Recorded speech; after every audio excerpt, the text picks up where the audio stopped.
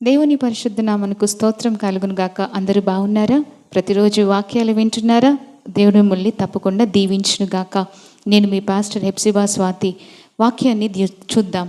దేవుని వాగ్దానాన్ని యెహెజ్కేలు గ్రంథం 34వ అధ్యాయం 14వ వచనం. నేను మంచి మేతగల చోట వాటిని మేపెదను. అలానే 15, నేనే నా గొర్రెలను మేపి పరుండబెట్టెదను. 14వ వచనంలో 2 మాటలు ఉంటాయి. మంచి మేతగల చోటు అంటారు, బలమైన మేతగల స్థలము అంటారు. అంటే ఈ 2 విషయంలో మాటలకు చూస్తే మంచి మేతగల చోటు, అలానే బలమైన మేతగల చోటు. ఏమిటి రెండిటికి వ్యత్యాసం అంటే, దేవుడు మనకి వేటిని అనుగ్రహిస్తారంటే మంచి వాటిని, బలమైన వాటిని. సో దేవుడు మీ జీవితాల్లో కూడా మంచి కార్యములు చేయాలని ఆశపడుతున్నారు.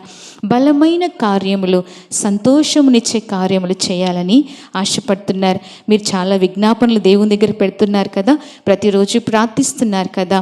దేవుడు అంటున్నారు, మంచి కార్యములు మేము చేయబోతున్నాను. బలమైన కార్యములు, ఆశ్చర్యమైన కార్యములు దేవుడు చేయబోతున్నారు. యోబు గ్రంథంలో 9వ అధ్యాయంలో ఉంటుంది, లెక్కలేనన్ని అద్భుతములను చేయువాడు దేవుడే. మీ జీవితాలలో కూడా అలానే మంచి కార్యములు, అద్భుత కార్యములు, ఆశ్చర్య కార్యములు, బలమైన కార్యములు చేయటానికి సిద్ధంగా ఉన్న దేవుడు. మీ ప్రార్థనే ఆలస్యం కనుక మీరు ప్రార్థించండి. దేవుడు మీ జీవితాల్లో ఏది కొదువుగా ఉందని బాధపడుతున్నారో కొదువులన్నీ తీర్చే దేవుడు ఆయనే, సమృద్ధినిచ్చేవాడు ఆయనే. మంచి మేతగల స్థలముకు నేను తీసుకువెళ్తానంటున్నారు. కనుక మీ జీవితాలలో ఉన్నతమైన స్థితిగతులలోనికి దేవుడు నడిపించాలని ఆశపడుతున్నారు.